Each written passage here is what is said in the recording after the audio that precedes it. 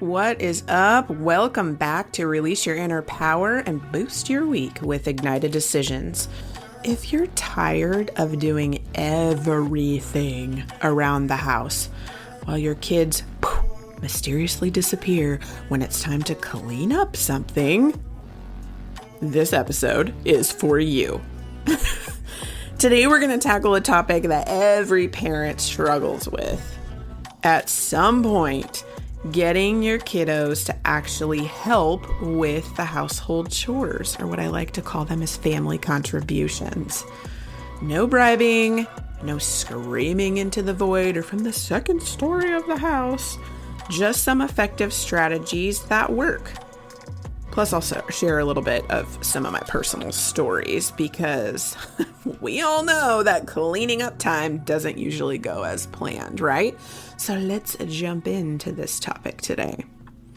First, let's talk about why getting to do chores or family contributions is like asking them to climb a mountain. I remember a time when I asked my daughter, I asked her to put her laundry away, and she's like 8 when I'm asking her this, okay? And you would have thought I literally asked her to build a rocket ship or do surgery or something. She totally stood there at first, staring at the basket and just, and then she's like, I can't do that.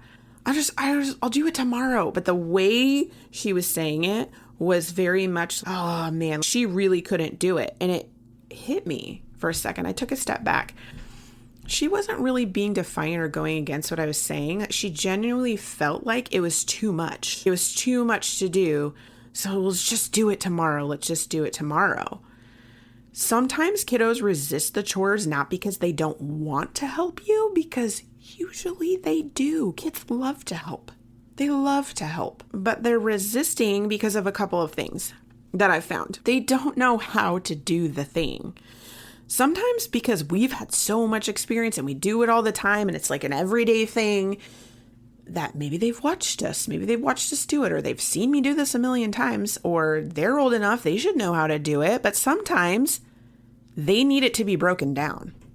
They need it to be broken down. I have 2 kiddos. If I ask them to do something like put their laundry away, if it is not broken down into steps, let's just put away your socks. Let's just put away your pants. Now let's hang up your shirts. If it is not broken down into steps, it's too much. And it's not about giving them all the steps at the same time. It's about one step until they're done, and then the next step. This way of breaking it down is amazing for my oldest and my youngest. Too many things at once. Even if the one thing seems overwhelming, they're done. They're out. They're done. So if I break it down, even if it's one chore, but I break it down into manageable steps, just start with this, then this. You don't even have to say that. Just start with this. And then you shift it over. You don't even have to say words. And it all of a sudden it starts getting done, but it's in a much different way, right? Another way I was just talking a little bit about is it feels really overwhelming, and just saying clean your room might be too vague. So again, in my house, if I say something really big like clean your room, they'll walk into the room, they look at the whole space and they're like, clean all of this? My kids are very much like that, right? And so if I say stuffed animals in the bin, clothes in the dresser or in the closet, or shoes under the bed, or depends on what you're asking. I find that breaking it down, one of the things, breaking it down, but saying those things using less words and being super specific on what needs to be done is so much easier and better. They can handle it better instead of something that is super vague. When I say specific, I'll give you an example. One of my kiddos, if it's literally 8:57 and he's like, what time is it? And I say, oh, it's 9:00. And if it's 8:57, he's like, it is 8:57. That's what I mean by super specific, right? Like to us, we're like, oh yeah, it's 9 o'clock, close enough, right? Nope. 8:57. Okay. Yep. So think of it like that, like super specific. It can't even be close to it. It needs to be the thing, right? Another thing that could be helpful is that kiddos live in the moment, like the right now, which is so inspiring. It's so inspiring to live that way. They're not worried about the future and have all this anxiousness, and they're not thinking about all this stuff from the past. They're just right now today. They're just right now in the moment in today. So they don't see the point. Clean my room. I wasn't even in my room. You just pulled me from having a snack at the table and you want me to come into my room and you want me to clean my whole room, right? So sometimes explaining why chores are like, that's why I call mine family contributions. And there's ways where you can set this up, because sometimes I feel like using a lot of words and over explaining can just lead to now you're in a power struggle and battles and la la la. And then that's defeating the purpose of what you're trying to do, right? But sometimes explaining it, see how when you pick up your clothes, that helps XYZ, that helps the family so much more. So it can kind of shift their thoughts around when they're thinking of it in a negative way. But this can be a tricky and a tough one. But I found that the more words that I've used, I've lost them and they're out. So less words. Stuffed animals in the bin. Shoes under the bed. Jeans in the dresser. And that's it. And only giving it as one step at a time, right? So also, I'm going to give so I have some tips for you too, okay? One of the tips is show them how to do the chore a few times. Like a few times. It's not like a one and done, right? Make it kind of like a team effort. So once they've got the chore down, then you can let them take over.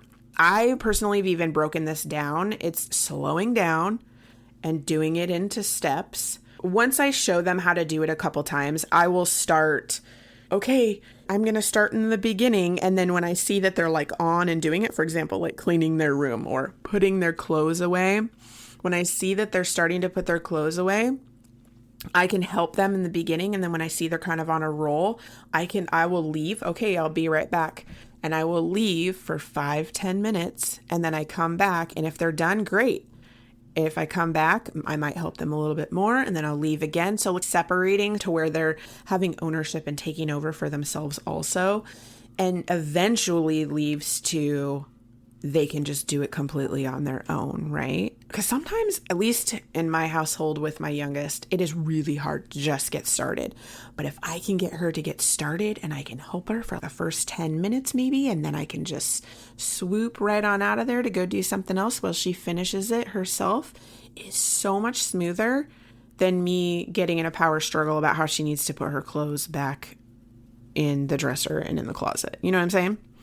But let's be real too. No kiddo wants to like, yes, I want to clean and do chores, right? But you can get them to enjoy it. You can get them to enjoy it. So I'm going to give you some other tips here. Here are a few ways that have worked in my house or that I've seen other people do. The race game. I've told my daughter, okay, let's see if you can fold these 5 towels before I finish unloading the dishwasher. Okay, are you ready? Are you ready? Here we go. Ready, set, go. And then I'm unloading the dishwasher. She's folding the towels. And then all of a sudden she's focused because she's got to beat her mom, right? And then if she beats me, there's this whole satisfaction of, yeah, I beat mom or whatever. But guess what? She folded the towels. Yes, she did, right? Another thing I like to do is music for some like motivation. So I will blast a song and see how much cleaning can get done. Like, we're going to pick this song and we're going to all start together and we're going to see how much we can get done in this one song. Or maybe you can want to do 2 songs. I'm going to pick 2 songs and we're going to see how much cleaning we can get done. And then what are you going to do? Okay, what are you going to do? Okay, I'm going to do this. Ready? And then you push play and the song's playing. So then they're dancing around and cleaning. And then, or you can even pick a time frame. In this 5 minutes, these songs are going to play. But when the music stops, how much did we get done? And then go do something fun. But have fun with it. You can even make a playlist. My kiddos each have their own playlist of their favorite songs. And if I'm with them individually in their rooms, sometimes, hey, to make it easier, do you want to listen to your playlist while you clean your room? Or put your toys in the bin? Or put your clothes in the closet? they're like, oh yeah, I can do that, and then it gets them to cooperate, I guess, more and have more fun with it. So then it's not a battle. Another one that I've seen, I haven't personally used it yet, but I wanted to share it with you because I've seen it work for another family, is chore bingo. So they have these little bingo cards with small chores on it, and they have bingo charts each week. So instead of them picking from a list, and then every completed task, you can have it, if it's a laminated sheet, you can use a dry eraser so you can use it again and again if you want to, or you can put a sticker on it or however. But once they fill up a row, then they get some fun rewards.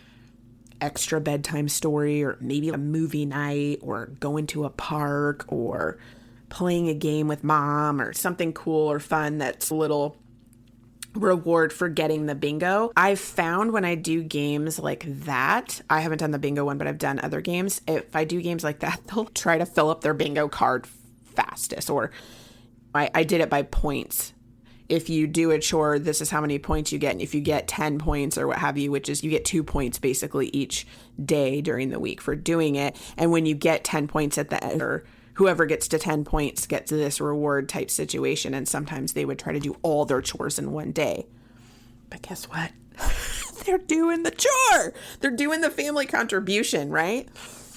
Here's another tip, which we've already started talking about, but turning the chores into mini games or challenges, because I like doing little challenges. I'm competitive as my children are, so sometimes I will use this to my advantage, because the less it feels like work is better for all of us. I did this one time with raking leaves because I have a ridiculously crazy yard where I can't even tell you how many leaves there are, okay? If I was even to describe it to you, just imagine it double in your head because it's insanity.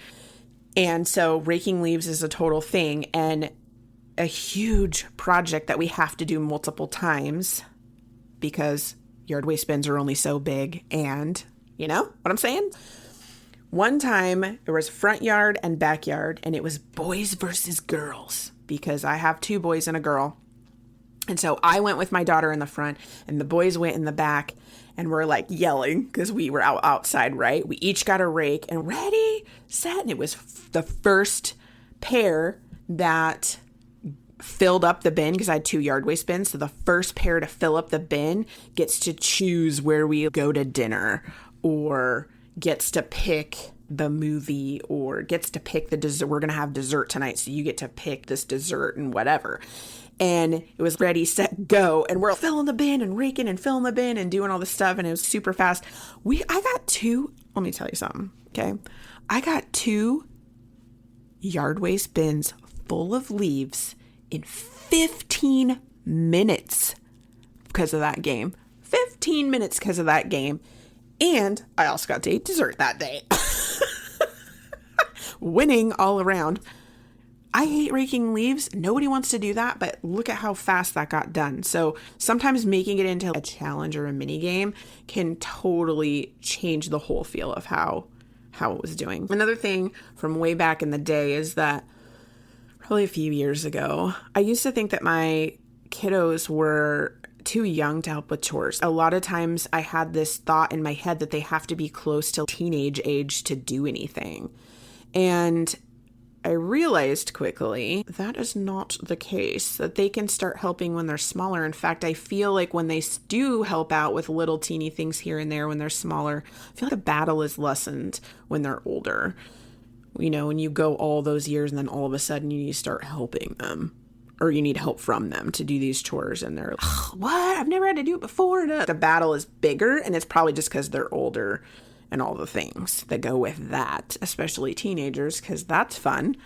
But every kiddo from every age can actually contribute. And so I kind of dove into this a little bit, and I started information gathering to see what chores can they do? How can I make this fun? How can I make it into a game? How can I see if they can help me so then it's less of a battle, right? And so I wanted to share a little bit with you just to give you more tools in your toolbox, if you will. So toddlers from 2 to 3 years old can put toys back in a bin, or they can throw a napkin in the trash type situation.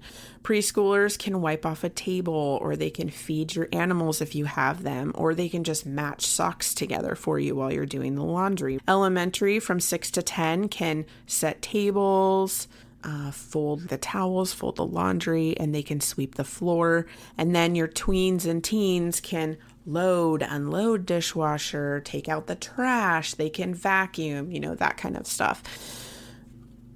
I think it's also really important to let the kiddos know what's expected and when. For me, I've made a chart so they know what the routine or habit is, because it's easier if they know it's coming than if they're into something and then it's just throwing it into the mix, right? Where maybe they're doing something else and you're like, oh man, I need them to help me do this, right? Because it's all about contributing and helping the family, correct? So if all of a sudden you're like, I need you to do this really quick, you're going to have way more resistance than if they know it's part of the habit of a routine that has been going on. For us, it's after school time. Or if there's something they really, really want to do first. So I will say things like minimal words, right? And I'll say first sweep, then on the weekend, first sweep, then electronic time. And the bonus that I've given my kiddos is this chart that I have where they can pick what they have to just pick one contribution they have to do each day. And if they go to their list and they pick out that family contribution and they do it without the reminder, they get a reward. So a lot of times my middle guy will ask, can I have 15 more minutes of electronic time? And I will give that to him to get him in the habit of going to the chart to look by himself without me having to say anything. And it has worked like a charm. So there you go for an idea, just in case you need that one. Having that visual chore chart or checklist that they can even move the thing over. I've had Velcro ones. I've had cards that they flip over. I've had to change it up so it's not always the same and then it gets blah, boring and dull and they don't want to look at it. So I have a couple and I just rotate them so I'm not making new things all the time. And you can buy them too. But if you have that and it's in a location that they can look at it, then they know exactly what to do without being reminded and nagging 100 times, right? Or if they come and ask you to go hang out with a friend, or they want the electronic, or they want to go do this thing, it's first the family contribution, then the thing that they really want to do. And if they're like, I don't know what to do, oh, let's go look together, let's go check this sheet out, and then I'll read the sheet and say, oh, it says, because then you are not the one dictating what needs to be done, right? They're looking at the sheet and they see, oh, this is my responsibility from the sheet, if that makes any sense. So usually I'll say, oh, well, let's see what the chart says. Let's go look at what the chart says, right? They receive it better when it's coming from the chart instead of, did you do your chore? From the kitchen, or are you sweeping the floor? When you're not even in the vicinity, I feel like it's received way better when I'm right next to them and helping them kind of like through the process of checking and then doing the thing. And I know it can be so much easier and faster if you just do it yourself. That's going to be the battle, right? Oh my gosh, it's like they're making it messier. This isn't even folded correctly. Is that dish even clean? I can go on and on. Oh, there's still dirt on the floor. Let it go, let it go, let it go. Are they doing the thing? They're doing the thing. They're getting involved in the habit. You can tweak that later. But just if they're doing the thing, oh, I see you sweeping the floor. Yeah, picking up all that dirt. I like how you just did that. That was pretty good right there. Oh yeah, you saw that piece of dirt, right? Because then, oh, mom sees me and I'm doing a good job. I'm telling you, that's going to be the biggest battle, is not doing it or taking over because it's not being done the way. But are they doing it? Yes. Winning, okay? Teaching these kiddos responsibility now when they're younger means less stress for you later. More time now, slowing things down, being okay with the messy middle, if you will. It will get better. It will mean less nagging, and it will mean less struggles later because it's a part of what they're already learning and doing now. For example, my teenager now, he's a teenager, but between the ages of 10 and 12, whenever I would ask him to clean his room, because I wasn't specific yet, okay? We weren't there yet. I learned later, I'd ask him to clean his room. And if there was clothes everywhere, whether they were clean or dirty, did not matter. He would just put them all in his dirty clothes hamper. So when I would be doing laundry, I'm literally washing the same shirt, pants, whatever, over again. And I'm like, what is happening here? He didn't even wear this. Some of the things would still be folded in his hamper. Seriously? So I started taking the time, training him how to do his laundry because I refuse to wash clean clothes 50 times. And he's not even wearing them. We're either getting rid of them because he's not wearing them, or we're going to teach him how to do his laundry because I'm done doing it, right? And so I did. I took the time, slowed down. It was messy at first, and now I have not had to do my older son's laundry since he was 14, maybe even 13 years old.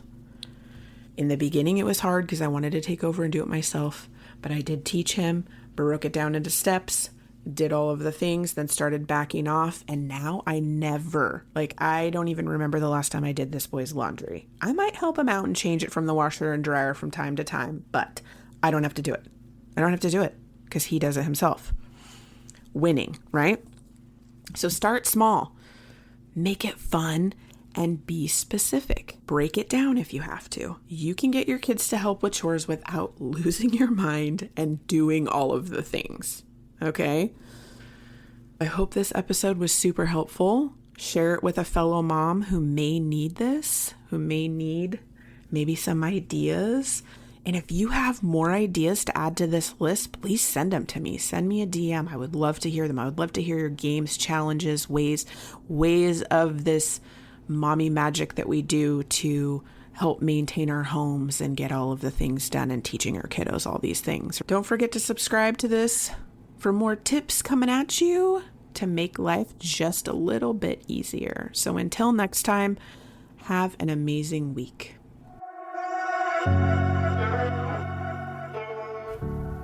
Thank you for listening to today's episode. I hope you enjoyed the conversation, learned something new, or got some gems to take away that will boost your week. I release a new episode each week, so make sure to click that follow button to not miss what is coming next. If you love the show or want to share a story, send me a quick message. I love hearing from listeners. If you know someone who needs this episode in their life, go ahead and share it with them. I'm sure they would love you for it. If you are looking to connect more, check out the show notes for all the social links, my website. I would love to hear how this episode helped you and what you loved about it. If there's a topic you want to hear about, send that too. All right, ladies, now is the time to release your inner power.